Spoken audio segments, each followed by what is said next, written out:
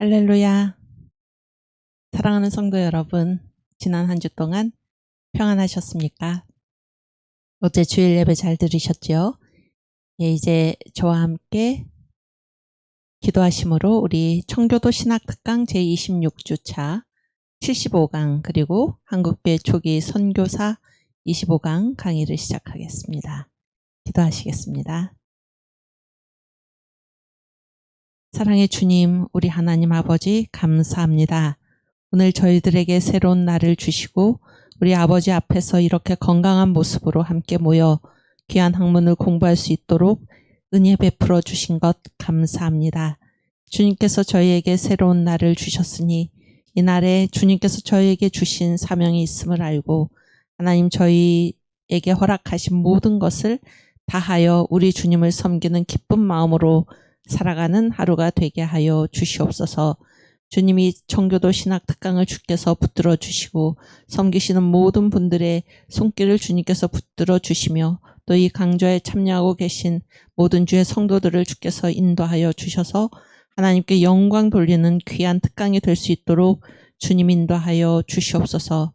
이 신학원을 섬기고 있는 귀한 스태프들을 주님께서 붙들어 주시며 그들의 보이지 않는 수고와 헌신을 하나님께서 아시오니 놀라운 은혜로 그 손길들을 붙잡아 주시기를 원하옵나이다. 오늘도 광화문 온 천만인 앱 조직을 위해 이 광화문 온 앱을 들고 거리로 나서는 주의 성도들을 주께서 붙들어 주셔서 성령님께서 친히 그들과 동행하여 주시고 그들이 말할 때마다 성령님께서 주장하여 주시며 듣는 자들의 마음을 움직여 주시고 그들이 광화문 온 앱의 조직 될 뿐만이 아니라 또 결국 우리 주님의 품으로 돌아오는 역사가 일어나도록 주께서 인도하여 주시옵소서. 주님 감사합니다. 강의를 시작하는 처음 시간이 오니 마치는 시간까지 우리 주의 성령께서 함께 하심을 믿사옵고 감사하며 예수님의 이름으로 기도하옵나이다. 아멘. 네, 우리 사도신경으로 신앙 고백하겠습니다. 전능하사 천지를 만드신 하나님 아버지를 내가 믿사오며 그 외아들 우리 주 예수 그리스도를 믿사오니 이는 성령으로 잉태하사 동정녀 마리아에게 나시고 본디오 빌라도에게 고난을 받으사 십자가에 못 박혀 죽으시고 장사한 지 사흘 만에 죽은 자 가운데서 다시 살아나시며 하늘에 오르사 전능하신 하나님 우편에 앉아 계시다가 저리로서 산 자와 죽은 자를 심판하러 오시리라. 성령을 믿사오며 거룩한 공예와 성도가 서로 교통하는 것과 죄를 사하여 주시는 것과 몸이 다시 사는 것과 영원히 사는 것을 믿사옵나이다. 아멘. 네, 우리 이사야 53장 1절에서 8절 말씀 함께 봉독합니다. 우리의 전한 것을 누가 믿었느뇨? 예. 여호와의 팔이 네게 나타났느뇨. 그는 주 앞에서 자라나기를 연한 순 같고 마른 땅에서 나온 줄기 같아서 고운 모양도 없고 풍채도 없은즉 우리의 보기에 흠모할 만한 아름다운 것이 없도다. 그는 멸시를 받아서 사람에게 실어 버린 바 되었으며 강고를 많이 겪었으며 질고를 아는 자라. 마치 사람들에게 얼굴을 가리우고 보지 않음을 받는 자 같아서 멸시를 당하였고 우리도 그를 귀히 여기지 아니하였도다. 그는 실로 우리의 질고를 지고 우리의 슬픔을 당하였거늘 우리는 생각하기를 그는 징벌을 받아서 하나님에게 맞으며 고난을 당한다 하였노라. 그가 찔림은 우리의 허물을 인함이요 그가 상함은 우리의 죄악을 인함이라. 그가 징계를 받음으로 우리가 평화를 누리고 그가 채찍에 맞음으로 우리가 나음을 입었도다.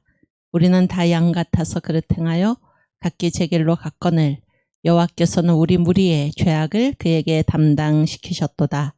그가 곤욕을 당하여 괴로울 때에도 그 입을 열지 아니하였으며 마치 도수장으로 끌려가는 어린 양과 덜 깎는 자 앞에 잠잠한 양같이 그 입을 열지 아니하였도다. 그가 곤욕과 신문을 당하고 끌려갔으니 그 세대 중에 누가 생각하기를 그가 산자의 땅에서 끊어짐은 마땅히 형벌받을 내 백성의 허물을 인함이라 하였으리요. 아멘. 네, 우리 신학의 정의 함께 공부하고 가겠습니다. 네, 신학이란 우리가 이제 건강을 향해 가고 있는데 이제 신학의 정의를 여러분께서 바로 이제 외우실 수 있죠. 신학의 대상은 두 가지죠. 하나님과 그의 피조의 세계, 한마디로 하면 전부입니다. 그래서 신학의 대상에서 벗어나는 것은 없다. 그런 걸 아시고, 그 다음에 관점이죠. 관점은 성경적 관점입니다. 그래서 신학은 하나님과 그의 피조의 세계를 성경적 관점으로 이해하는 학문입니다. 우리 청교도 신학원, 청교도 신학 특강에서 이 내린 신학의 정의가 무엇이 새롭습니까? 원래 신학이라는 말은 하나님께 대한 학문입니다. 신학이라는 용어 자체가 theo가 하나님이고 로지가 학문이거든요. 그런데 하나님의 모든 역사는 어디에 나타납니까? 그분의 피조의 세계에 나타나지요. 그래서 이것이 우리 청교도 신학특강 신학원에서 내린 훌륭한 정의다 그렇게 생각을 합니다. 그래서 하나님과 그의 피조의 세계, 하나님과 그의 피조의 세계. 우리가 지금 공부하는 것이 역사잖아요. 역사의 하나님의 손길, 하나님께서 역사를 주관하신다라는 것을 우리가 이 신학의 정의에서도 생각할 수 있습니다. 그것을 이제 성경적 관점으로 이해하는 것, 다른 관점이 아니고 성경적 관점. 그래서 신학은 성경에 복종해야 한다 그런 얘기죠. 성경적 관점은 세 가지를 통해서 성경적 관점이 무엇인가라는 것을 알 수 있는데, 성경의 주제 예수님, 성경의 기록 목적 예수님, 성경의 내용 예수님, 이 세 가지를 통해서 우리가 성경적 관점이란 예수이신 것을 알 수가 있습니다. 성경의 주제 요한복음 5장 39절. 너희가 성경에서 영생을 얻는 줄 생각하고 성경을 상고하거니와 이 성경이 곧 내게 대하여 증거하는 것이로다. 아멘. 성경은 나에 대한 증거이다. 성경의 주제 예수 그리스도. 성경의 기록 목적 요한복음 20장 31절.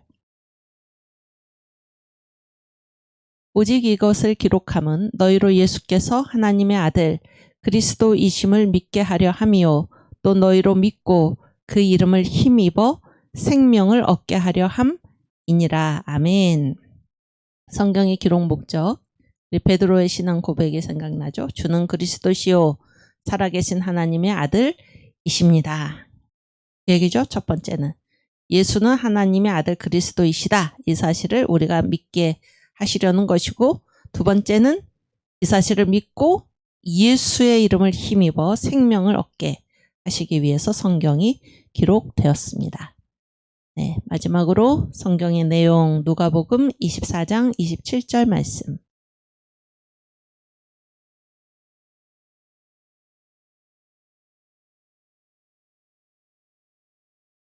네, 함께 봉독합니다. 이에 모세와 및 모든 선지자의 글로 시작하여 모든 성경에 쓴 바 자기에 관한 것을 자세히 설명하시니라. 아멘. 그래서 성경의 내용은 모든 성경에 쓴 바는 예수님께 관한 것입니다. 예수님께 관한 것. 아멘. 네, 우리 신학의 정의를 이렇게 공부를 했고요.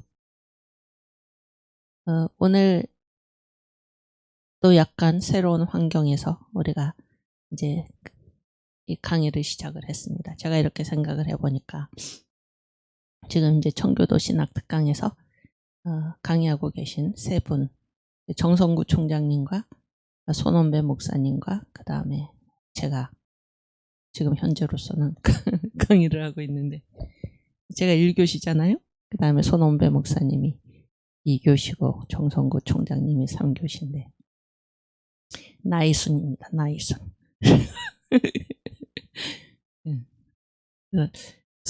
손원배 목사님께서 항상 68년 3월 달에 자기가 서울에 있는 중학교에 왔다 그런 말씀을 하시는데, 저는 그때 중학교 입학, 손원배 목사님이 중학교 입학하셨을 때 태어난 지 한 30일 정도 그 정도 됐고, 그 다음에 우리 정성구 총장님께서는 저희 어머니보다 나이가 좀 많으시니까, 네, 그 정도, 정도 됩니다. 그래서 항상 1교시가 이렇게 실험 대상이 새로운 환경에서 실험 대상이 되는데, 여러분, 오랜만에 지금 채팅이 보이고 있습니다. 채팅. 우리 여기 두 분 청년 선생님들께서 얼마나 애를 쓰시는지 모릅니다. 또 이렇게 새로운 환경에 지금 적용을 해서 좋은 것을 허락해 주신 하나님께 감사를 드리고 우리 신나게 같이 공부할 수 있기를 바랍니다. 네, 여기 이제 지도 보이시죠? 지도. 그래서 우리가 지금 소리 괜찮아요? 각 교파들의 사역 네 번째 시간인데요. 네, 우리 약간 우리 어제 그 정강훈 목사님께서 이제 우리가 그 예배 다 마치고 끝부분에 뭐를 약속을 했습니까? 우리가 한국교회 찬송가사에서 말하는 것으로 하면 날연보죠. 날연보. 그래서 어떤 약속을 했나요? 응? 일주일에 하루를 정해서 그 광화문 온 천만인 이 지금 우리나라의 사활이 달린 문제지요. 이 문제가 굉장히 중요한 일입니다. 그래서 광화문 온 천만인의 조직을 하는 그 파라솔에 가서 자기가 뭐 직접 할 용기가 없으면 거기에 가서 하루를 거기 봉사하는 분들과 함께 봉사를 한다. 이런 거를 우리가 약속을 했잖아요. 그렇죠? 주님과의 약속. 그래서 안 지키면 어떤 일이 벌어진다고 그랬습니까? 엉덩이에 뿔 난다고 그랬죠. 네, 그래서 여러분도 저도 이제 하루를 정해서 우리가 같이 봉사할 수 있기를 바라고 이 날연보에 대해서 우리가 함께 공부한 그것을 한번 다시 찾아서 같이 읽겠습니다. 찬송가서 파워포인트 32, 33.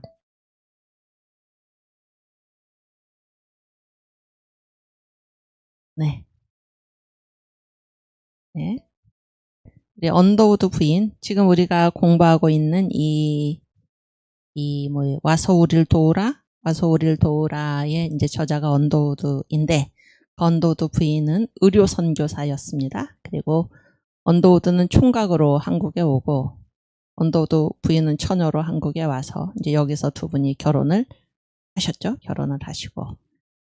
그랬을 때 이제 이 언더우드 부인이 코리아 미션 필드라는 이제 선교사들이 이렇게 펴냈던 잡지가 있습니다. 코리아 미션 필드 영문 잡지인데 여기에 1910년 3월호에 이런 글을 실었습니다. 우리가 시골에서 본 것 이렇게. 그래서 저희 선생님께서 쓰신 한국교회 찬송가사 227페이지에 이 번역이 실려 있어서 제가 여기 옮겼습니다. 함께 읽겠습니다. 이 가난한 사람들 천대 밖에는 받아온 것이 없는 이 사람들이 그 소리가 어디에서 나올까? 먼 바다 건너 있난집 주 예비하신 궁일세 그 화려하게 지은 것 영원한 내 집이로다 하며 빨갛게 상기된 얼굴과 빛나는 눈으로 노래할 때 나는 갑자기 흐르는 눈물을 이겨내기가 힘들었습니다.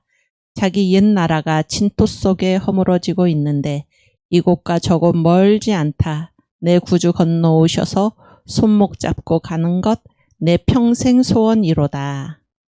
부를 때 그들 모습은 조각조각 기운 옷들이요.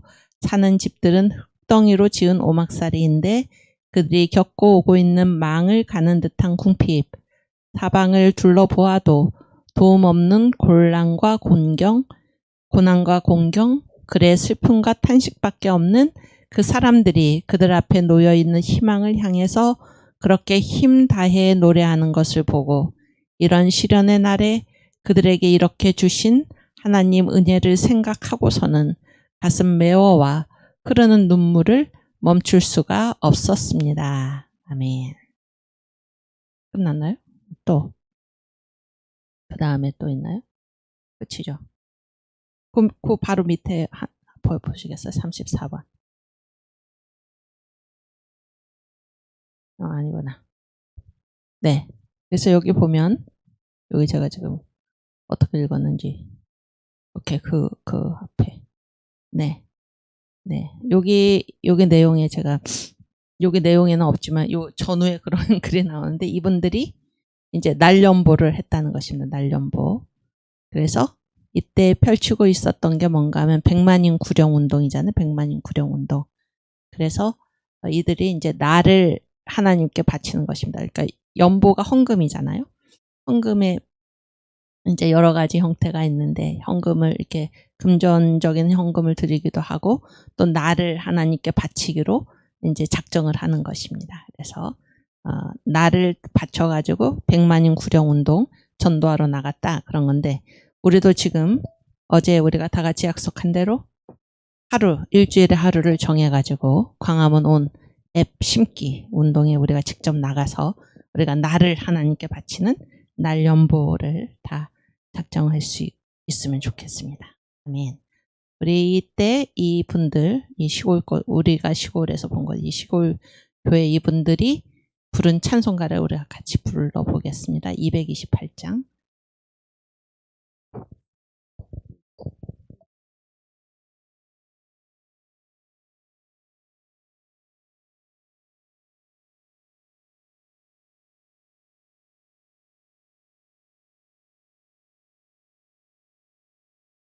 네. 함께 부르겠습니다. 저 좋은 낙원 이르니 내 기쁨하니 없도다. 이 세상 추운 일기가 화창한 봄날 되도다. 영화롭다 낙원이여 이 산 위에서 보니 먼 바다 건너 있는 집 주 예비하신 곳일세. 그 화려하게 지은 것 영원한 내 집이로다. 저 이곳과 저곳 멀잖다. 주 예수 건너 오셔서 내 손을 잡고 가는 것 내 평생 소원이로다. 영화롭다 낙원이여 이 산 위에서 보니 먼 바다 건너 있는 집 주 예비하신 곳일세. 그 화려하게 지은 것 영원한 내 집이로다. 저 묘한 화초 향기는 바람에 불려 오는데 생명수 강변 화초는 늘 사시청청하도다. 영화롭다 낙원이여 이 산 위에서 보니 먼 바다 건너 있는 집 주 예비하신 곳일세. 그 화려하게 지은 것 영원한 내 집이로다. 정아한 음악 소리는 내 귀에 들려 오는데 흰 옷을 입은 무리들 전사와 노래하도다. 영화롭다 낙원이여 이 산 위에서 보니 먼 바다 건너 있는 집 주 예비하신 보실세 그 화려하게 지은 것 영원한 내 집이로다. 아멘.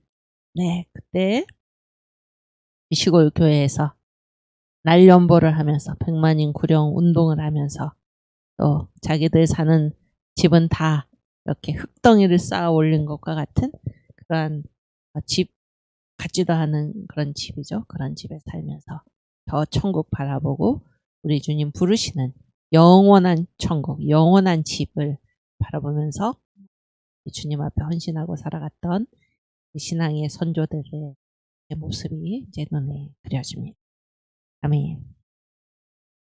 우리 천국 찬송을 하나 더 부를까요? 이승만 대통령. 우리 다 같이 천국에 가서 만납시다. 네? 새 예루살렘 우리 한번 부르겠습니다. 새 예루살렘을 바라보면서 우리가 이 땅에서 우리 주님 맡기신 일을 잘 감당할 수 있기 바랍니다. 네. 세상 모든 수고 끝나 우리 장막 벗고서 모든 근심 걱정 사라진 뒤에 주를 뵙고 성도 함께 면류관을 쓰리라. 새 예루살렘에서 아멘. 성도들이 함께 올 때 기뻐 노래하리라. 새 예루살렘 새 예루살렘 호산나를 높이 불러 왕의 왕 맞으리. 새 예루살렘에서 가는 길이 외로워도 주 날 붙드시리니 시험 환난 근심 걱정 없으며 주를 믿고 따라가면 주의 뜻을 알리라. 새 예루살렘에서 성도들이 함께 올 때 기뻐 노래하리라. 새 예루살렘 새 예루살렘 호산나를 높이 불러 왕을 맞으리. 새 예루살렘에서 내가 세상 작별하고 눈물 흔적 거둔 주의 찬란하신 영광 비칠 때 나를 구속하신 주를 기쁨으로 배우리. 새 예루살렘에서 성도들이 함께 올 때 기뻐 노래하리라. 새 예루살렘 새 예루살렘 호산나를 높이 불러 왕의 왕을 맞으리. 새 예루살렘에서 아름다운 그곳에서 구속받은 성도와 사랑하는 주를 만나 배울 때 주의 영광 노래하며 영원토록 살. 새 예루살렘에서 아멘. 성도들이 함께 올 때 기뻐 노래하리라. 새 예루살렘 새 예루살렘 호산나를 높이 불러 왕의 왕을 맞으리. 새 예루살렘에서 아멘. 새 예루살렘 얼마나 좋습니까? 우리 날마다 새 예루살렘을 부르고 우리 주님 바라보면서 나아갈 수 있기를 바랍니다. 제가 요즘 발견한 찬송가 여기 가사 2절에 2절 세 번째 줄에 주를 믿고 따라가면 주의 뜻을 알리라. 가는 길이 외로워도 주날 붙드시리니 시험 환난 근심 걱정 없으며 주를 믿고 따라가면 주의 뜻을 알리라. 새 예루살렘. 여러분 믿는 게 먼저입니까? 따라가는 게 먼저입니까? 믿는 게 아니 제 말은 주를 믿고 따라가다 보면은 나중에 주의 뜻을 알게 되는 것이죠. 주님의 뜻을 내가 안 다음에, 지금은 주님의 뜻이 어디에 있는지 나는 모르겠다. 안 다음에 따라가겠다가 아닙니다. 네. 이 모든 것이 나에게 이해된 다음에, 왜 내가 한 주일에 한번 나가서 광화문 앱 조직에 참여해야 되는지, 모든 것을 내가 이해한 다음에 가겠다가 아니고, 주를 믿고 따라가면 주의 뜻을 알리라. 새 예루살렘. 아멘. 우리가 주님을 믿고 함께 우리 주님의 길로 나아가는 모든 성도들과 함께 합심해서 연합해서 우리 주님을 믿고 따라가서 반드시 이 나라의 제2의 건국, 이 무너져가는 이 나라를 반드시 되돌리고, 그리하여 주님께서 우리에게 맡겨주신 예수한국 복음통일 선교한국의 사명을 잘 감당할 수 있기를 바랍니다. 아멘. 우리 지금 우리가 매주에 한 번씩 한국교회학의 기둥을 읽고 있는데요. 오늘도 한번 읽고 가겠습니다. 기독교와 공산주의. 네. 여기 오늘은 이제 인터넷에 연결이 안 되고 있습니다. 제가 이렇게 우리 이 시간이 훌륭한 것 같습니다. 개척자로서. 그래서 제가 신문사에 보낸 원고를 띄우고 같이 읽겠습니다. 한국교회학의 기둥 네 번째 기독교와 공산주의 첫 번째 글입니다. 1917년 공산국가 러시아에 출현. 1917년 10월 러시아에서 볼셰비키 혁명이 일어났다. 다 아시죠?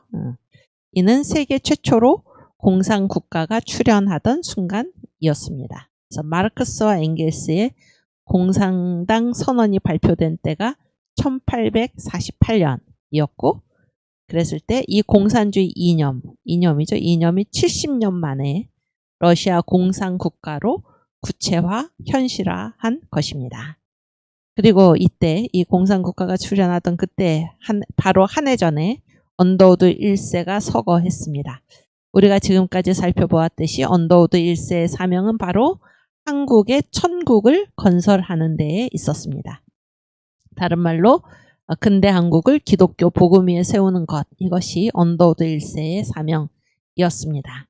그가 서거한 바로 다음 해에 출현한 공산국가는 한국과 한국교회의 역사에서 기독교와 공산주의의 대결 구도 때문에 실제적이고 막강한 영향을 미쳤습니다. 지금도 그렇죠. 지금도 기독교와 공산주의, 지금 우리가 주사파 정권과 대결하고 있지 않습니까? 우리 정교도 신학특강에 계신 여러분들, 한국교회가. 그래서 기독교와 공산주의 문제는 한국교회학과, 그리고 그 근간이 되는 한국교회 초기 선교사, 우리 과목이죠. 한국교회 초기 선교사, 복음이 한국을 어떻게 변화시켜 갔는가의 네 번째 기둥이 될 만큼 중대한 문제입니다. 기독교와 공산주의.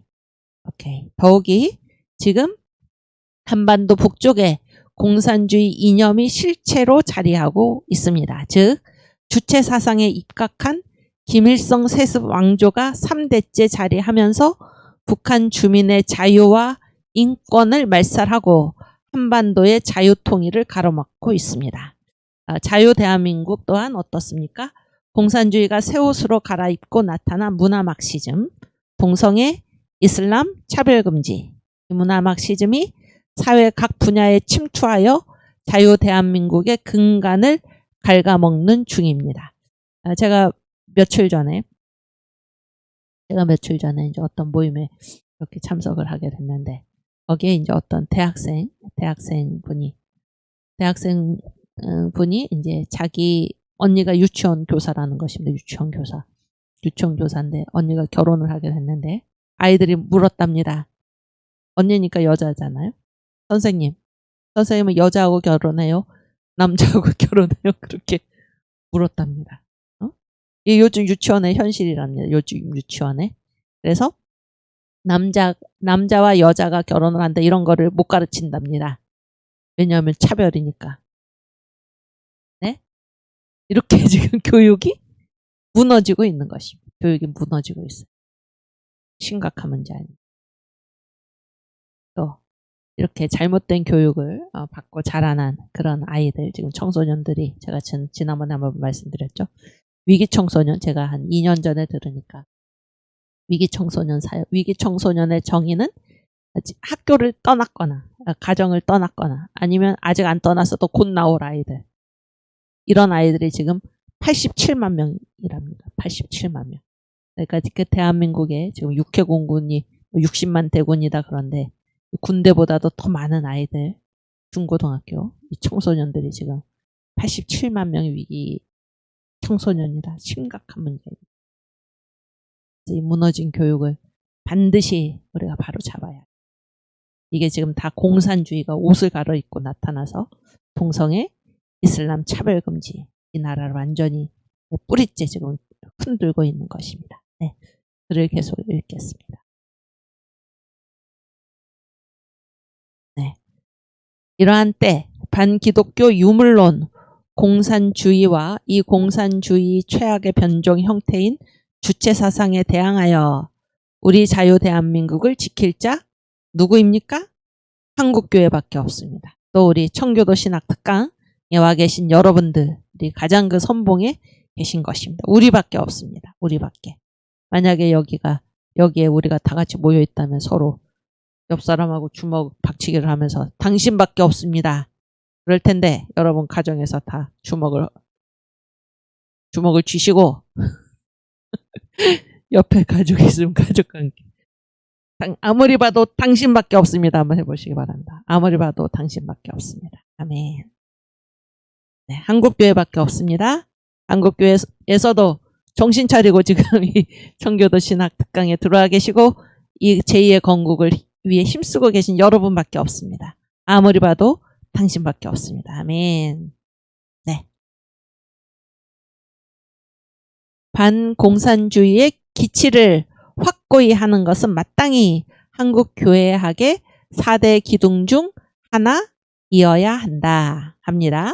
그렇죠? 그 다음에 이승만의 공산당 당부당 발표 시기, 언제 발표를 했나 시기 문제입니다. 자랑스러운 우리의 국부 이승만은 일찍이 공산주의와 공산당의 실체를 한눈에 알아보았습니다. 전 세계 지식인들이 온통 공산주의의 유토피아니즘에 빠져 있을 때였습니다.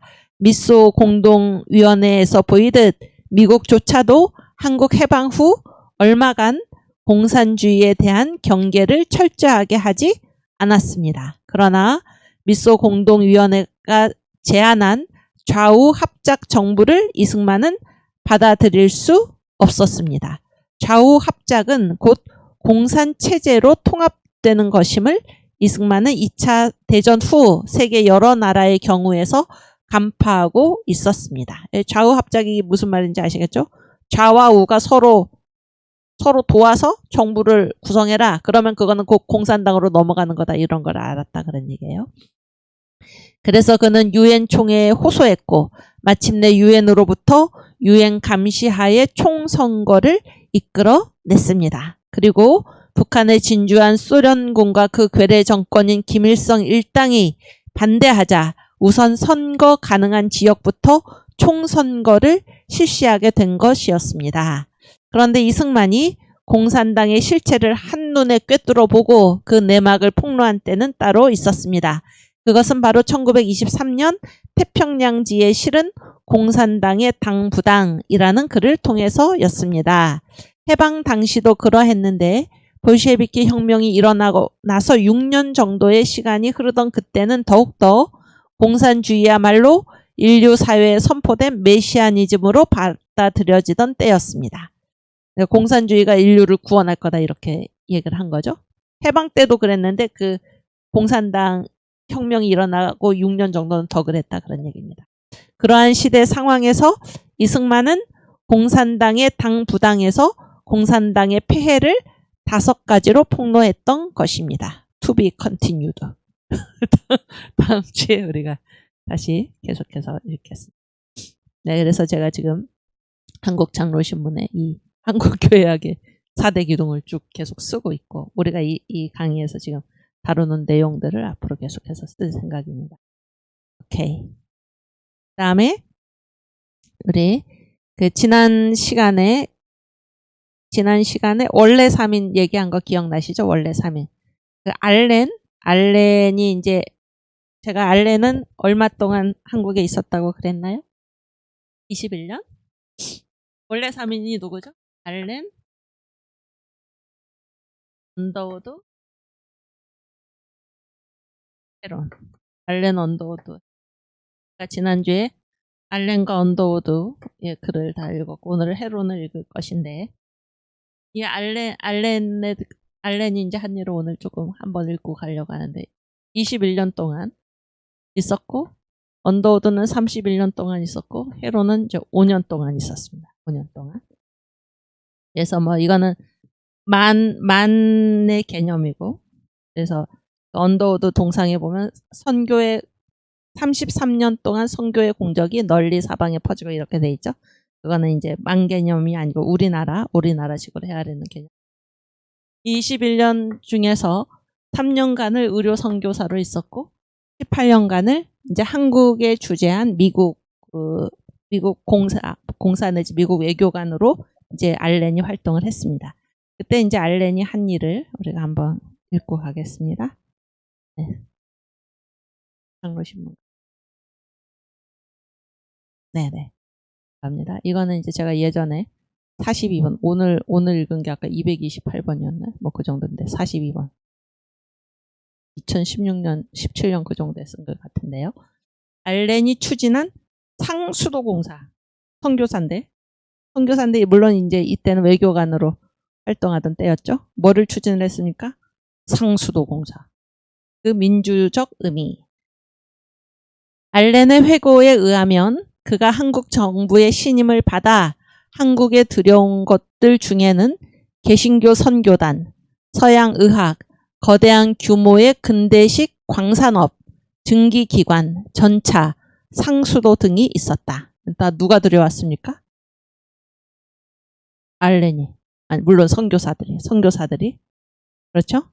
개신교 선교단. 왜냐하면 그 광해원을 세웠잖아요. 그래서 개신교 선교단들이 이 광해원 때문에 쉽게 한국으로 오실 수가 있었고 서양 의학을 가지고 오고 거대한 규모의 근대식 광산업. 왜냐하면 그 북한에 어떻습니까? 북한 쪽에 광물이 엄청나게 많죠. 그래서 그거를 그냥 두고 있었는데 이거를 이제 근대식 광산업을 일으켰고 증기기관, 전차 상수도 이런 거를 가져온 것입니다. 그 중에서 상수도 공사에 대한 특별한 관심은 그가 의료 선교사로서의 봉사 경험에서 비롯된 것이었습니다. 3년 동안 의료 선교사를 할 때 그때 상수도에 관심을 갖게 되었다 그런 얘기예요.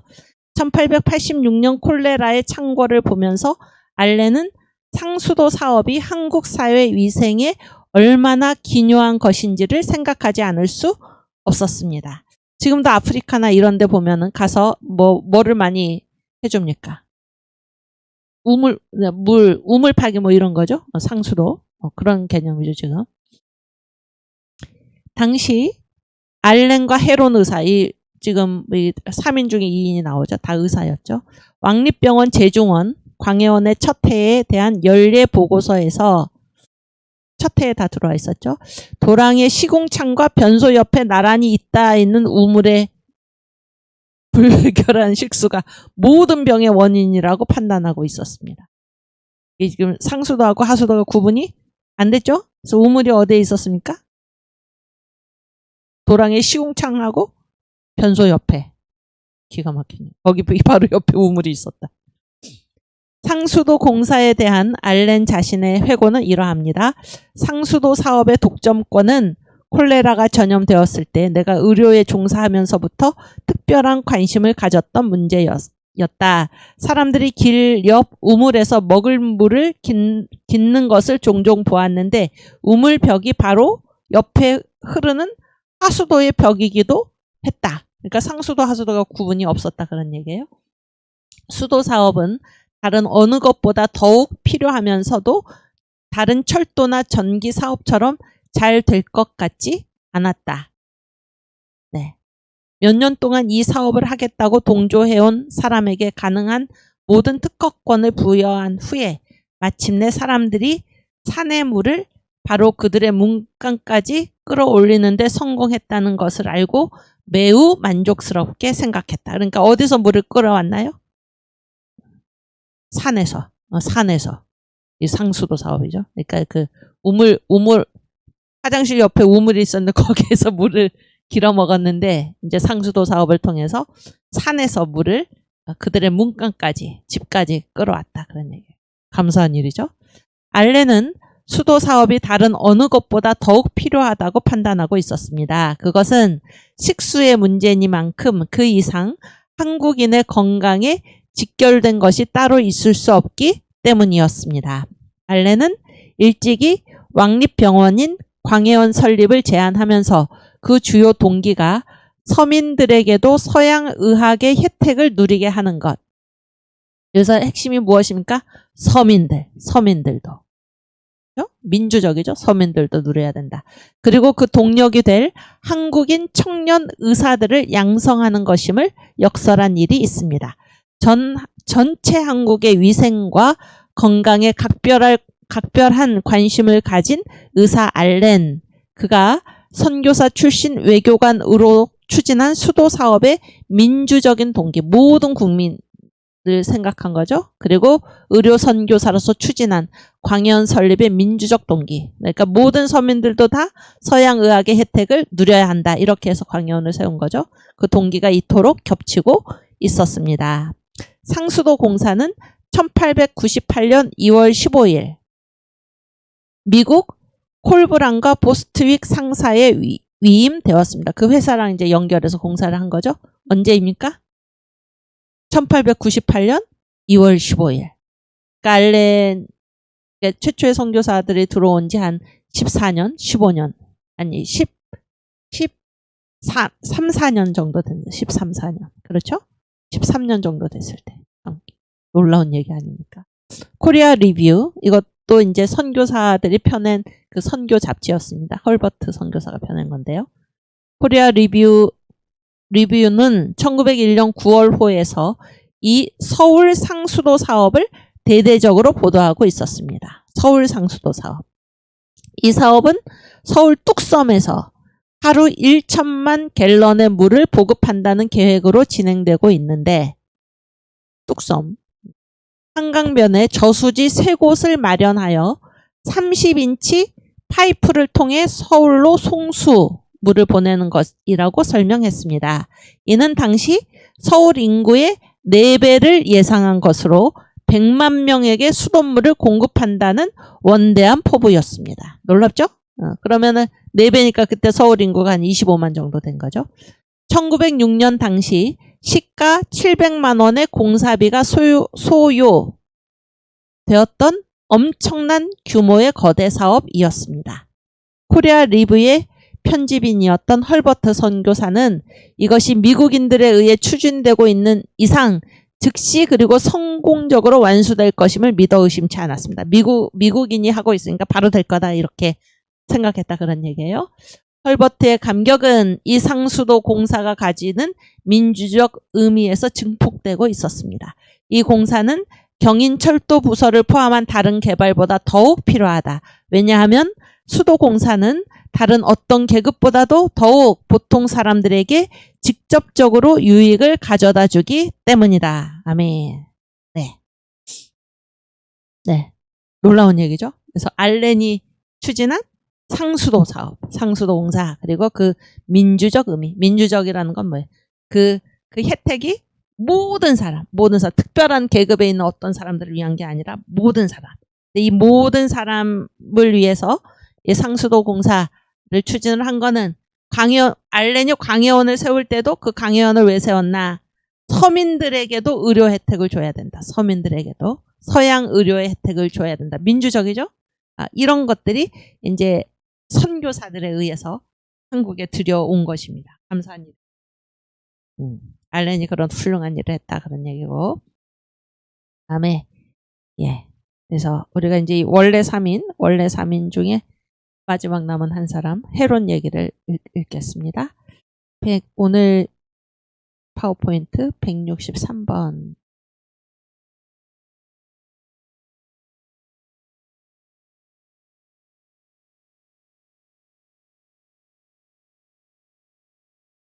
그게 헤로는 1856년생이에요. 그래서 한국에 왔을 때 나이가 28, 29, 그 정도 됐는데 언더우드 28 정도 됐어요. 이제 의사였는데 1890년 한국에 1885년에 왔는데 1890년에 돌아가셨잖아요. 어디에서 돌아가신 것일까요? 한국에서, 미국에서? 한국에서 선교 활동하다가 돌아가신 것입니다. 좀 너무 안타깝죠? 다시. 이게 왜 이렇게 돼? 아니. 지금 그게 아니고 160번부터 띄워주세요. 160번. 오케이. 여기. 그래서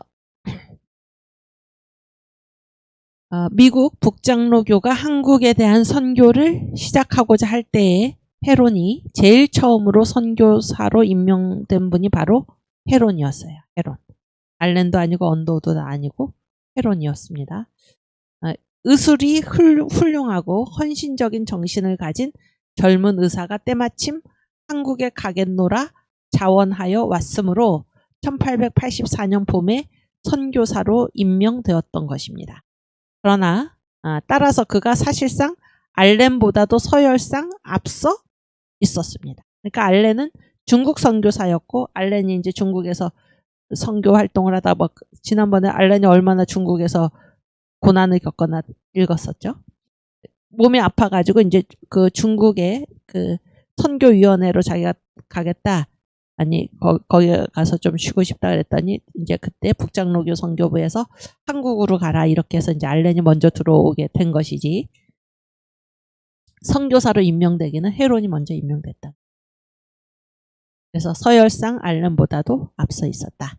다만 한국의 사정이 여의치 않아서 우선 일본에 나가 한국말을 배우며 입국이 늦어져서 순서가 알렌, 언더우드에 이어 세 번째로 입국한 것이었습니다. 그래서 언더우드도 이제 선교사로 임명을 받았는데 헤론 다음이죠. 1884년 12월경인가 그때 임명을 받았어요. 그렇죠? 그런데 이제 들어오기는 알렌이 중국에 있던 알렌이 가장 먼저 오고 언더우드가 85년 4월에 오고 헤론이 85년 5월에 들어왔습니다. 5월에. 헤론은 사랑을 받았던 인물입니다. 그는 의료 사업에 종사하자 곧 그 시료가 의료행위죠. 그 시료에 경탄할 만한 효험으로 그 이름이 널리 알려지게 되었고 그의 의술 특히 백내장 수술. 요즘 어르신들 백내장 수술 많이 하시는데 이때 특히 그의 백내장 수술의 신기한 효험으로 서양 의술의 진가를 높이었던 것입니다. 이로해서 뒤에 따라오는 선교사들의 위치를 확고하게 할 수 있었습니다. 헤론이. 네, 그다음. 그는 북장로교 한국선교 희년 기념식 석상에서 여러분 북장로교는 이제 헤론이 속한 알렌 언더우드 헤론이 원래의 3인이다. 이런 거는 지금 특별히 이 북장로교 선교사들이잖아요. 여기에서 원래의 3인 이렇게 불렀는데 북장로교 한국 선교 희년 기념식 석상이니까 희년 기념이 언제 이루어졌을까요? 84년에 알렌이 들어왔거든요. 50년 되니까 언제? 1884년에서 50년을 더하면 50년. 84 더하기 50은? 1930? 그렇지. 잘했어요. 34년. 네. 여기 다시 보여주세요. 이 34년이 저희 선생님이 태어나신 해인데 34년. 응? 이거 말고 어디 갔어? 아까 읽던 거. 오케이. 지금 됐어요.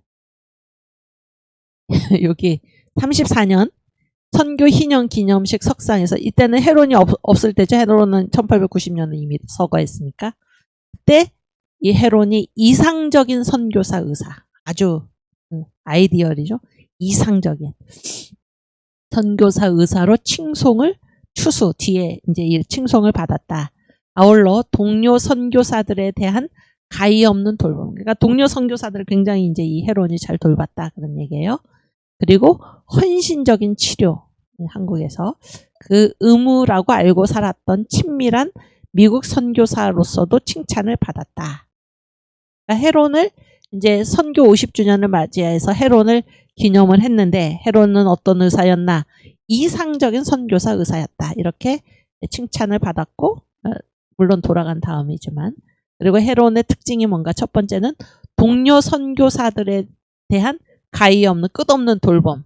그 다음에 헌신적인 치료가 나의 의무다. 이렇게 알고 살았던 미국 선교사다. 이렇게 헤론을 기념했다는 것입니다. 그 다음 이게 다 이제 저희 선생님께서 쓰신 글입니다. 알렌의 선교와 근대 한미 외교에 나오는 얘기입니다. 헤론의 이러한 인품과 탁월한 의술, 인품이 훌륭했고 의술도 탁월했다 그런 얘기예요. 그것은 알렌이 이미 길터놓은 왕실과의 친근을 더욱 긴밀하게 했으며 그것이 곧바로 권세층과의 연결과 외국 거류민들의 신뢰를 가져오고 아울러 부서층의 사랑과 기대를 모으는 첩경이 되게 하였던 것이다. 그래서 헤론은 누구한테 사랑을 받았나요? 지금 읽어보면. 또 부서층과 또 외국 거류민과 또 권세층. 여러분 이 권세층에 반대되는 말이 뭘까요? 지금 여기 문장에서. 아주 잘했어요. 권세층은 뭐예요? 이게 상층이죠, 상층? 상층과 부서층, 하층에 다 사랑을 받았다는 거예요. 놀라운 얘기죠. 어떤 사람은 상층한테는 사랑을 받는데 하층한테 사랑 안 받을 수도 있잖아요. 놀라운 얘기. 권세층과 부서층에 다 사랑을 받았고 또 누구까지도? 외국인들까지도 사랑을 받는 그런 훌륭한 의사였다. 헤론이 참판의 직책을 받아. 너무 고마우니까 참판의 직책을 줬어요. 참판의 직책을 받아 정이품의 관직까지 특사가 되어서 정이품, 높은 직이죠. 왕실의 친근을 받은 곳에 왜 그렇게 됐나? 그의 피와 땀 그리고 기도와 의술의 공로가 빛나고 있었다. 헤론은 그때 한국에 주차하고 있었던 천국의 감국 대신 원세계와 그 가족들의 주치의로도 일하고 있었다. 그래서 이 의술이 그러니까 뭐 이념이라든지 무슨 국적이라든지 뭐 계층이라든지 이런 거에 관계없이 그렇죠? 권세층 그 다음에 외국 거류민들 그 다음에 부서층 그리고 원세계 우리나라로서는 별로 이렇게 달갑지 않은 그런데도 원세계와 그 가족들의 주치의로도 일하고 있었다. 네, 그다음 이러한 그의 철저한 책임감과 헌신 그리고 희생이 그의 젊음을 요절시키고 그의 생명을 단축시켰다. 1890년 여름 그 찌는 듯한 더위에 그 자신 간호를 받아야 할 처지였지만 이질에 걸렸었나요? 그랬었죠. 그런데도 그의 집이 있었던 남한산성에서 25마일 길을 말 타고 서울에 와서 진료 활동을 한 것이 무리가 되어서 3주 동안 이질을 앓다가 세상을 떠났던 것이다. 스크랜톤과 맥길 의사들이죠. 의료 선교사들. 스크랜톤과 맥길이 극진히 곁에서 그 회복에 힘썼지만 그의 과로가 그 병세를 이미 악화시킨 뒤에 일이었다.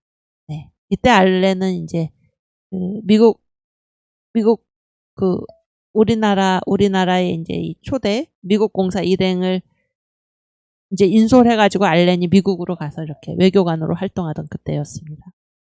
그래서 이제 스크랜톤과 맥길이 감리교죠. 감리교 의사죠. 스크랜톤은.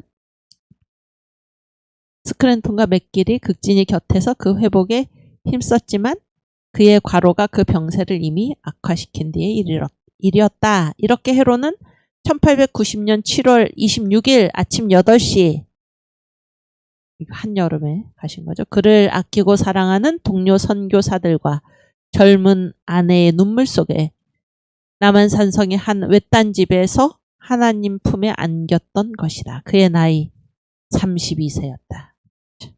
32세 가신 거죠. 한국에서의 성역 5년 1개월이었다. 이런 이제 선교사들의 헌신 위에 지금 이 자유 대한민국이 있는 것입니다. 그래서 이것이 오늘날 합정동에 있는 양화진 외국인 묘지이다. 이렇게 해서 헤론의 죽음으로 제한 한국에 있는 외국인의 묘지 문제가 해결되었고, 따라서 그가 그곳에 묻힌 최초의 외국인이 된 것이다. 헤론은 그의 죽음을 통해서까지 하나 둘 그의 뒤를 따라 세상 떠날 그의 먼 나라 구미에 제한 외국인들이 가서 묻힐 평화로운 안식처를 준비해 놓았던 것이다. 그래서 헤론은 죽으면서까지 이렇게 귀한 일을 했다, 그런 얘기예요. 오케이. 원래 3인 북장로교, 미국 북장로교 선교회가 파송한 원래 3인 알렌 언더우드 헤론에 관한 글들을 우리가 읽었습니다. 언더우드 동산 비문을 우리가 지난 시간에 마지막 읽고 너무 설명 없이 넘어갔기 때문에 한 번 더 읽겠습니다. 한국교회사 파워포인트 50, 51. 한국교회사 파워포인트 55.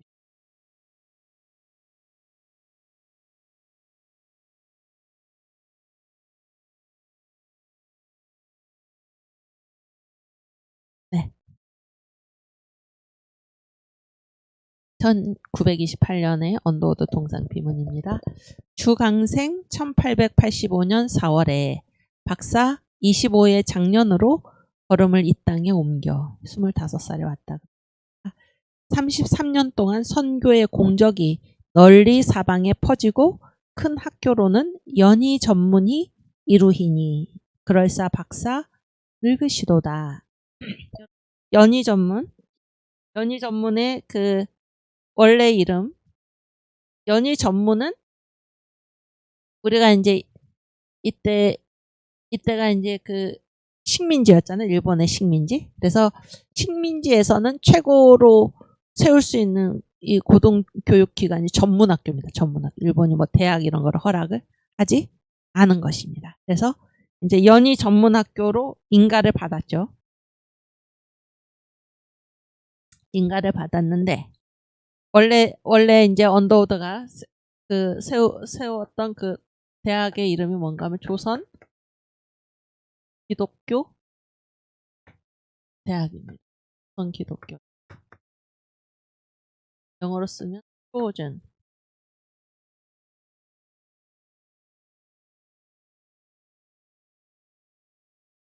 칼리지.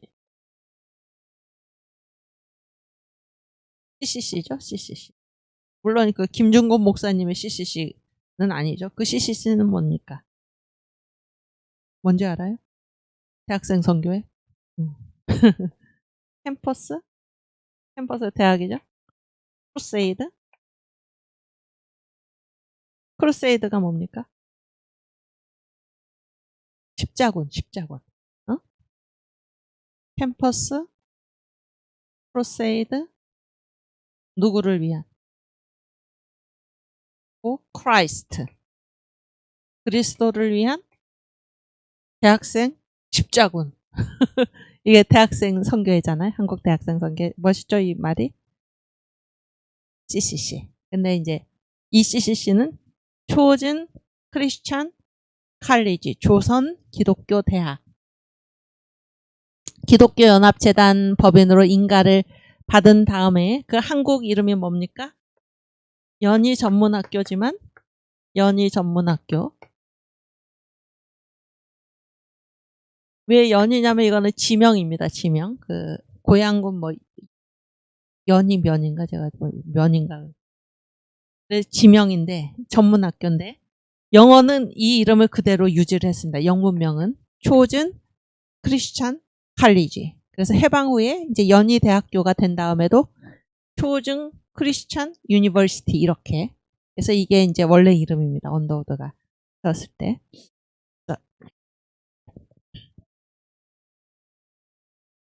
큰 학교론 연희 전문이 이루히니 조선기독교대학 그럴싸 박사 늙으시도다. 신학 문학의 높은 학위는 박사 이를 빌어 무거움이 아니라 그 위험이 하기 때문에 위험이 있었다 그런 게 아니고 얼굴로조차 얼른 살피기 어려우나 이렇듯이 연세보다 그 나이보다 지나 쇠함을 볼 때 왜 그렇게 되셨나? 누구든지 고심으로 조선 민중의 믿음과 슬기를 돕든 그의 평생을 생각할지라. 언더우드가 하신 일은 무엇입니까? 평생 조선 민중, 조선 사람들의 믿음 그리고 슬기를 도왔다 그런 얘기예요. 감사한 일이죠. 베푼 바 이렇게 언더우드 선교사가 우리에게 베풀어 주신 그 바가 날로 늘어감을 따라 우리의 사모 갈수록 기품에 적은 힘을 모아 부은 구리로서나 이렇게 이제 언더우드 동상 구리죠. 동상을 세운 거죠. 적은 힘을 모아 부은 구리로서나 그 방불함을 언더우드 선교사의 모습을 찾으려 함이라. 네 박사의 일생을 57세라 하더뇨. 박사 의원이 여기 계시도다. 아멘. 이게 언더우드 동상 그 비문입니다. 동상 비문. 네. 그래서 이제 우리가 이 북장로교 선교부의 원래 3인을 보았습니다. 원래 3인을 보았고, 오늘 이제 그 149번 한번 보여주세요. 149. 초기 선교사 파워포인트 149. 오케이. 여기 보세요. 미안해. 그거 나중에 보고. 여기 지도 다시 보세요. 지도. 이거 보이시죠? 잘 보이시죠? 그래서 이게 이제 그 선교 지도인데 선교 지도고 100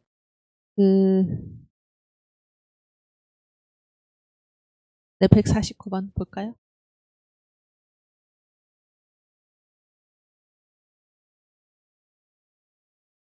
네. 그래서 이제 각 교파들의 사역, 아까 그 선교 지도의 표시 교파들 있죠? 교파들. 이 교파들의 사역을 지금 얘기하고 있는 이때는 1907년 상황이고 그 칠판에 있는 그 지도는 1914년경입니다. 14년경. 약간 차이가 있을 수가 있는데 어쨌든 그 이 지도에 표시된 그 선교 교계 예양을 한 데가 여기 다 나와 있습니다. 지금 각 교파들의 사역에. 그래서 일단 빨간색으로 표시된 거는 북장로교입니다. 북장로교. 아시겠죠? 그 다음에 호주 선교의 남장로의 캐나다 장로교가 초록색으로 표시되어 있고 그 다음에 주황색으로 표시된 곳이 북감리교입니다. 북감리교. 그 다음에 남감리회하고 영국 성공회가 초록색으로 제가 써놨지요. 여기 보면은 이렇게 내용이 많은 데가 어디입니까? 두 개죠? 북장로교 빨간색 부분하고 또 북감리교 주황색 부분. 그렇죠? 전체적으로 보면은 장로교 선교부 몇 개입니까? 장로교 선교부 4개. 그 다음에 감리교 선교부 2개죠. 장로교 선교부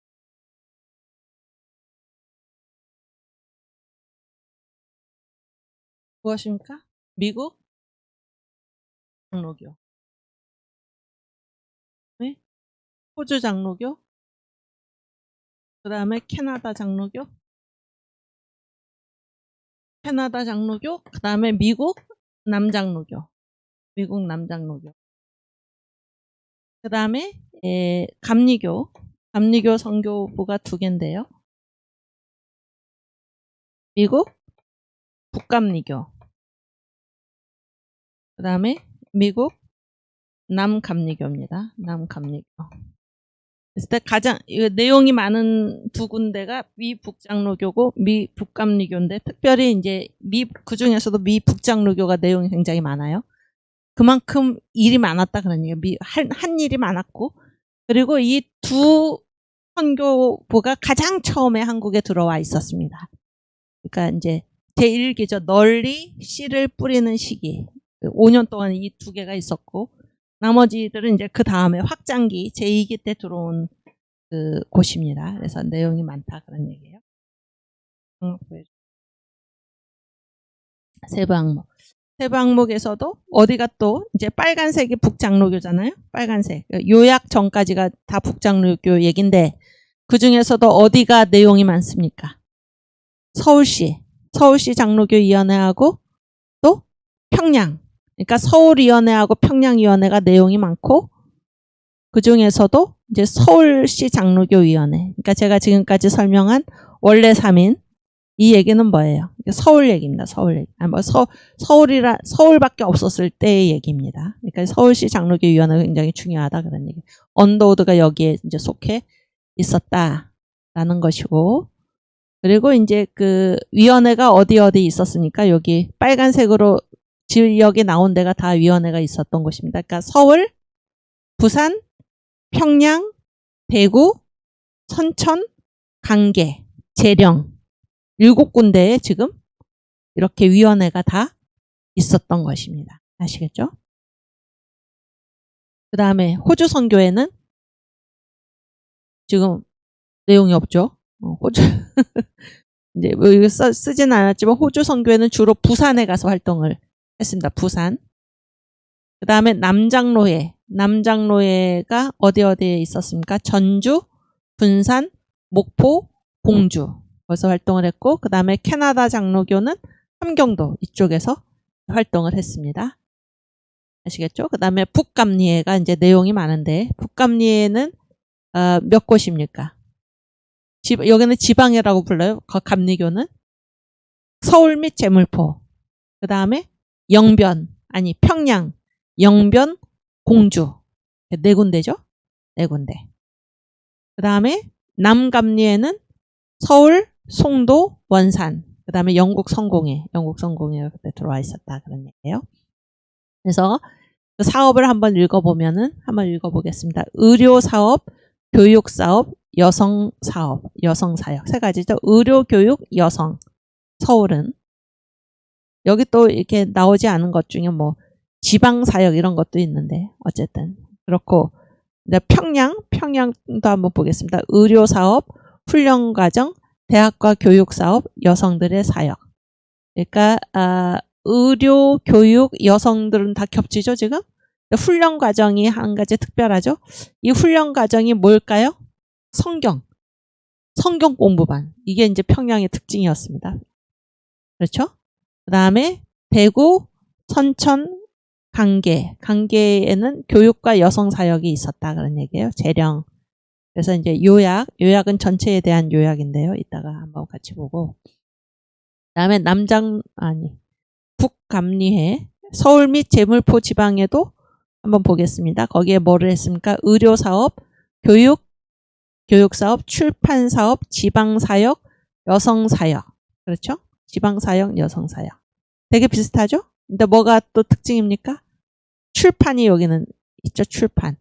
그러면은 그런데 이 출판은 서울시 장로교위원회도 여기에 이제 많은 소제목이 언더우드가 이제 이렇게 너무 내용이 많으니까 생략을 했는데, 지방사역, 출판사역도 서울시 장로교위원회에도 있었던 것입니다. 그 다음에 평양지방에는 뭔가요? 교육사업, 의료사업. 그렇죠? 그 다음에 영변, 이건 평안도 있었고, 공주, 충청도, 그 다음에, 그 정도. 그러니까 특징적인 것이 무엇입니까? 의료, 교육, 그 다음에 여성. 그렇죠? 그 다음에 뭐 출판, 그 다음에 뭐, 훈련 과정. 이거는 성경 공부, 이런 거고, 이제 서울시 장로교위원회 같은 경우는 성경 번역, 이런 거. 그러니까 서울시 장로교위원회, 그 장로교하고 감리교 중에서도 이 장로교위원회에서 한 일이 무엇입니까? 성경 번역. 그러니까 한국 선교 전반에 대한 그런 이 조종의 그런 일을 어디서 하고 있었나? 미국 북장로교에서 하고 있었다 그런 얘기. 미국 북장로교에서.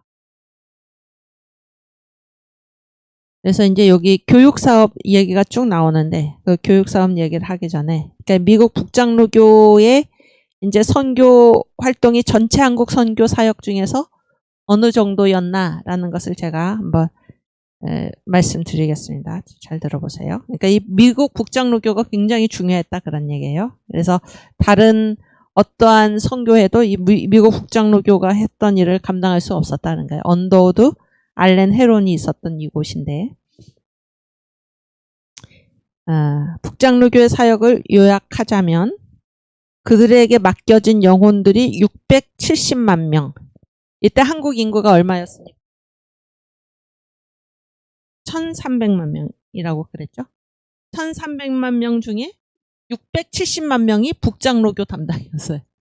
그러면은 절반이 넘죠. 그러니까 북장로교가 얼마나 큰 일을 지금 했나 그런 얘기예요. 북장로교가 절반이 넘고 나머지 미 북감리회를 포함해서 나머지 3개 장로교, 그 다음에 2개 감리교, 그렇죠? 그 다음에 뭐 영국 성공회 이런 데에 이 절반이 채 못 되는 그것이 맡겨져 있다. 1300만 중에 670만이 북장로교 담당이었다. 놀라운 얘기죠. 그리고 이때 예수 믿은 사람이 1300만 중에 12만 명이라고 그랬죠. 그때 12만 명.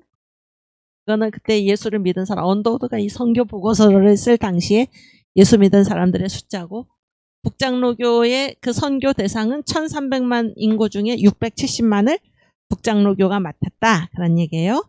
그래서 이 사역을 위해서 북장로교가 병원 몇 개 세웠나? 병원. 들어보세요. 병원이 몇 개입니까? 병원을 6개를 세웠어요. 6개 병원. 대단하죠? 병원 6개.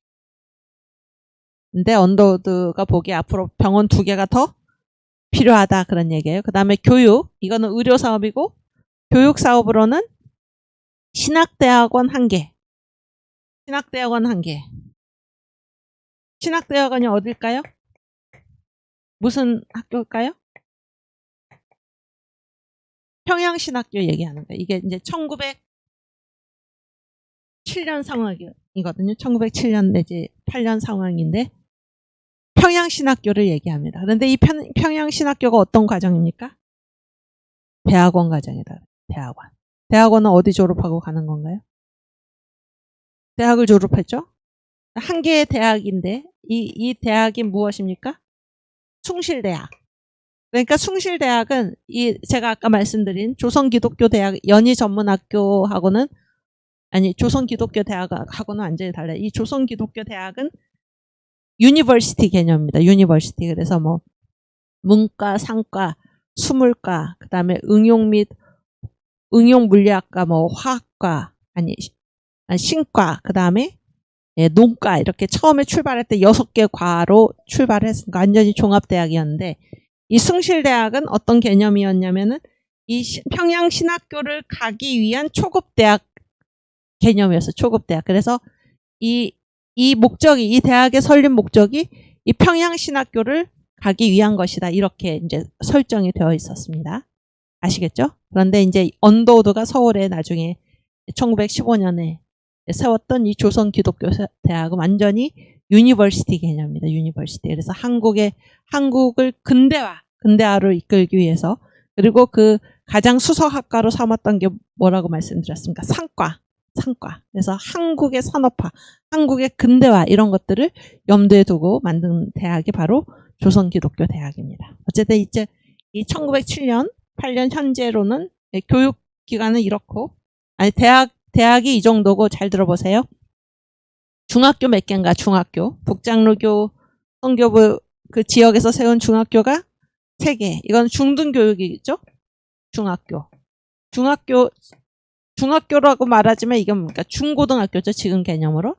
중고등학교고 그 다음에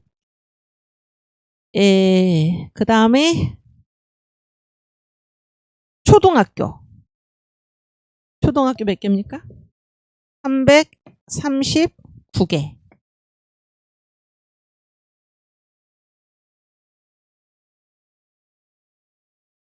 초등학교 339개.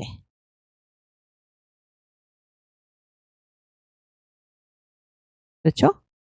그래서 이걸 전체 합하면 몇 개입니까? 344개죠. 여기 5개 더하기 344개인데 총 344개 중에서 333개가 자립입니다. 놀라운 얘기 아닌가? 333개가 자립인데 이 학교들을 감독하고 효과적으로 운영하고 이런 일은 모두 선교사들이 감당하고 있었다. 그런 얘기죠. 놀라운 얘기입니다. 이게 이제 북장로교의 선교, 그러니까 의료 사업, 그 다음에 교육 사업의 얘기고 또 들어보세요. 이제 교회 얘기인데 교회 이 선교사들이 뭐를 하고 있나? 767개 예배처 어디다 써야 되나? 예배처는 아직 이제 그 교회로까지는 되지 못하는데 이제 어떤 교회 지도하에 있는 예배처가 몇 개 있냐면 767개. 그다음에 자립교회는 몇 개입니까? 자립교회는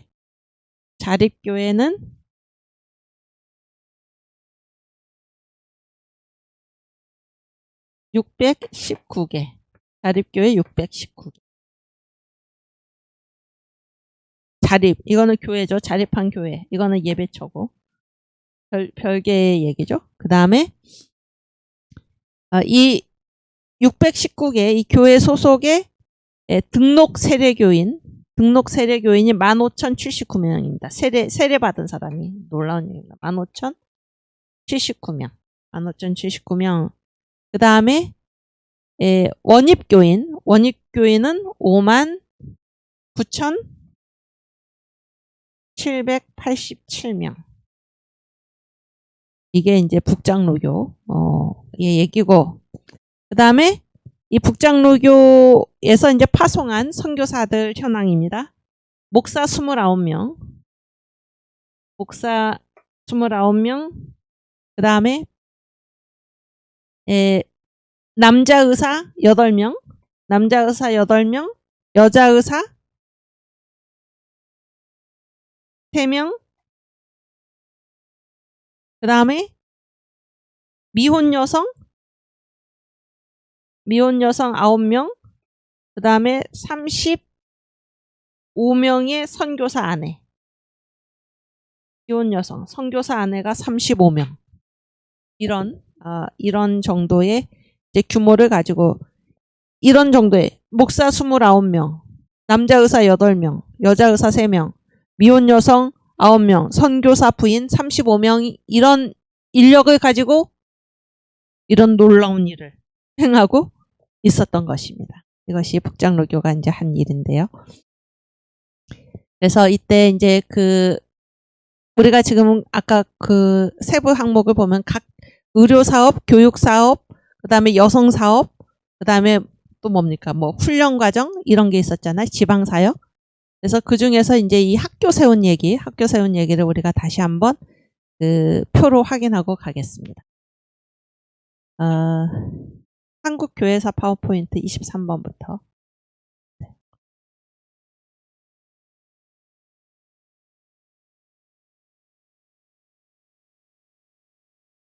24번 아닌가요? 23에서 28.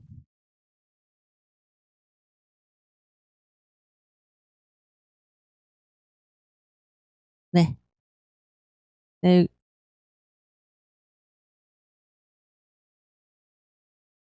네. 보여주세요. 오케이. 띄워주세요. 이거는 기독교계 사립학교 설립 연도표인데 우리가 몇 번 읽었었죠? 1885년부터 1909년까지. 우리가 이제 이거를 읽는 우리의 모습이 달라졌는데 왜 달라졌습니까? 이 지도를 우리가 봤죠, 이제. 그래서 각 선교에 어디가 맡았다 이런 거를 우리가 알게 됐고, 어느 도시에 이제 이 선교위원회들이 있었다라는 것을 우리가 알게 됐죠. 그래서 그거를 생각하시면서 함께 읽겠습니다. 그리고 여기에 지금 써놓은 이 표는 초등학교, 교회 부설 초등학교는 여기 들어간 게 아닙니다. 대학 내지 중등학교, 중학교 이상 그런 학교들입니다. 그리고 다 누가 세운 것입니까? 선교사들이 세운 학교. 이렇게 학교를 많이 세웠다는 게 선교사들 교육사업입니다. 교육사업. 그래서 한번 읽겠습니다. 1885년 광해원 장로교 감리교 서울. 1885년 배제학당 감리교 서울. 1886년 이화학당 감리교 서울. 1886년 경신학교 장로교 서울. 1887년 정신여학교 장로교 서울. 1894년 광성학교 감리교 평양. 1894년 숭덕학교 감리교 평양. 1894년 정의여학교 감리교 평양. 1895년 일신여학교 장로교 동래. 1895년 정진학교 감리교 평양. 네, 또.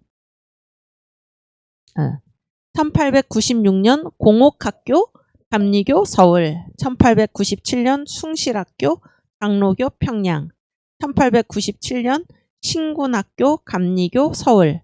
1897년 영화여학교 감리교 인천. 1898년 배화여학교 감리교 서울. 1898년 맹아학교 장로교 평양.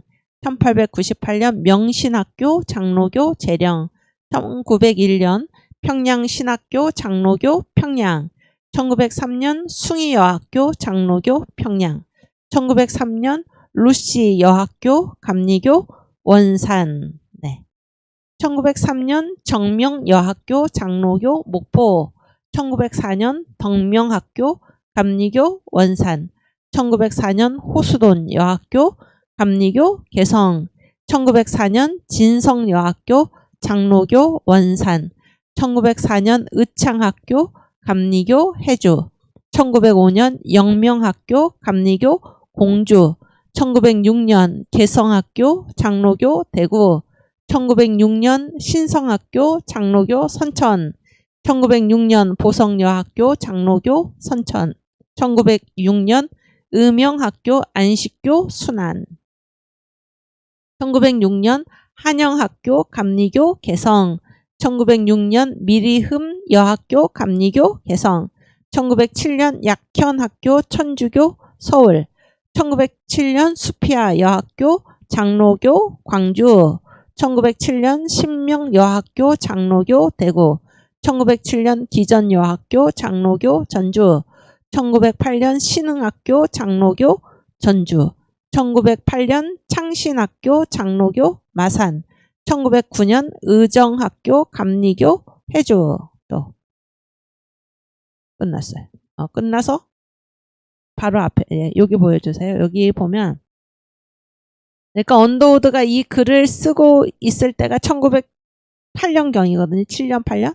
그럼 그 이후에 1909년에 감리교 해주에서 의정학교. 그러니까 다 이 글을 쓰고 있을 때 거의 다 이제 이미 세워져 있던 학교들입니다. 아시겠죠? 이거는 중등교육 이상을 지금 써놓은 것이고 다 선교사들이 세운 학교입니다. 그러니까 교회 부설 초등학교는 우리가 지난번에 봤듯이 그 초등학교 졸업생이 이 기숙학교에 감독하에 가르친다 그랬잖아요. 그런데 이 기숙학교는 중학교 이상의 그러니까 중학교 이상의 교육기관이고 거기는 이제 선교사들, 교수들이 있었던 곳입니다. 교사들이 있었던 곳. 그래서 이제 이 학교들이 그렇다라는 것이고 그 다음에 그 다음 표. 아니, 그 밑에. 네, 괜찮아요. 그 밑에. 아니. 아까 그 통계표. 예, 이거. 그래서 1909년까지 보면 여기는 이제 초등학교까지 다 합친 숫자입니다. 아까 우리가 표로 읽은 거는 중학교 이상, 중학교라는 거는 지금식으로 따지면 중고등학교 개념이고 그 다음에 고등교육기관, 대학까지 다 합친 거였고 아까 읽은 거는 여기는 이제 초등학교까지 다 합친 숫자입니다. 그래서 장로교에서 719개 학교를 세운 것입니다. 그리고 거기서 배우고 있는 학생이 17,231명. 놀랍죠? 해방됐을 때 우리나라 그 문맹률, 글을 못 읽는 분들이 뭐 90% 가까이 된다고 그러지 않았어요. 그런데 이때는 우리나라가 이제 망이 없어지기도 전이고 훨씬 전인데 이렇게 학교들을 많이 세웠던 것입니다. 이렇게. 그러니까 이분들은 이제 글자를 다 읽을 수 있는 거죠. 이분들은. 그러니까 그때 기독교가 1%도 안 되는 상황에서 이런 놀라운 일을 해낸 것입니다. 그 다음에 감리교 200개. 감리교에서 세운 학교는 200개이고 학생 수는 6,423명. 어디가 압도적으로 많습니까? 장로교가. 그렇죠? 200대 719니까 어마어마하게 많죠. 그 다음에 이 두 개, 그러니까 합하면 919인데 여기에다가 성공의 안식교, 천주교 여기까지 다 합치면은 1000개 이상. 그러니까 성공의 천주교, 안식교 여기서 세운 학교들이 한 100개가 좀 안 된다 이렇게 생각할 수가 있죠. 왜냐하면 이 장감을 합친 게 919니까. 그래서 전체 이런 것까지 전체 합하면은 1000개가 넘는 학교가 1885년에서 1909년까지 세워졌다. 놀라운 얘기입니다. 할렐루야입니다. 네, 그 다음 표. 그래서 이 일본 헌병사령부가 이 교회가 이렇게 학교 교육을 막 일으키고 학교를 막 세우고 그랬잖아요. 이거를 보고 이제 헌병사령부가 보고를 합니다. 상부에다가 뭐라고 보고를 하나. 이 교회가 이렇게 교육 사업을 많이 하는 게 무엇인가. 이는 선교사들이 종교가로서 그 천직을 다함이니. 그러니까 선교사의 천직에 일본 헌병사령부가 보기에 선교사들이 학교를 세우는 거는 그들의 천직으로 여겼다 그런 얘기. 천직으로. 그래서 민인, 백성이죠. 백성의 질고를 귀 기울여 듣고 무고 억울한 일을 구함으로써 그렇게 함으로써 뭐를 하고자 했나? 그 종교 전포, 복음을 전하는데 도움을 받고자 했다. 그래서 복음만 전한 것이 아니라 뭐 학교도 세우고 그런 얘기죠. 학교도 세우고 아까 알렌의 상수도 사업, 뭐 헤론의 의료 사업, 병원 6개나 북장로교 선교부에서 6개나 병원을 세우고 이런 모든 일. 한국에 온 모든 이 개신교 다 합쳐서 천주교까지 다 합쳐서 천주교는 뭐 미미하죠. 그러니까 어쨌든 다 합쳐서 1000개 이상의 학교를 교회가 세웠다. 놀라운 얘기입니다. 놀라운 얘기. 한국의 교회가 이 한국을 완전히 근대화로 한국을 구원한 게 누구인가? 교회입니다. 교회. 기독교 선교사들. 우리가 그 은혜를 어찌 잊을 수 있겠습니까? 이제 그 받은 은혜를 누가 갚아야 할 차례인가요? 우리가 갚을 차례입니다. 우리가 선교한국의 사명을 잘 감당할 수 있기를 바랍니다. 추기도문 하고 마치겠습니다. 하늘에 계신 우리 아버지여, 이름이 거룩히 여김을 받으시오며 나라의 임하옵시며 뜻이 하늘에서 이룬 것 같이 땅에서도 이루어지이다. 오늘날 우리에게 일용할 양식을 주옵시고 우리가 우리에게 죄 지은 자를 사하여 준 것 같이 우리 죄를 사하여 주옵시고 우리를 시험에 들게 하지 마옵시고 다만 악에서 구하옵소서. 대개 나라와 권세와 영광이 아버지께 영원히 있사옵나이다. 아멘. 네, 감사합니다. 내일 반갑게 뵙겠습니다.